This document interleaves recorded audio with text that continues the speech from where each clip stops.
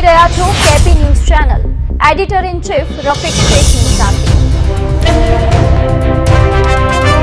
સુરતમાં એસબીઆઈ બેંકમાં થયેલ 50 લાખની લૂંટ મામલો લૂંટ થવાની છે તેવી ભવિષ્યવાણી કરતા ભુવાનો વિડીયો થયો વાયરલ.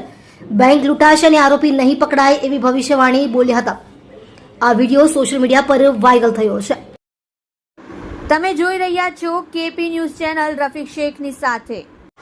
મારી બોલ એવો સમય બનાવશે કે 25 તારીખે બોલું છું ભાઈ. હું દારૂડિયા મલકની માતા છું, બોંબરગોડાની બેડી છું ભાઈ. એવો સમય બનાવો, થોડા દિવસમાં સમય બનશે પિયુષભાઈ.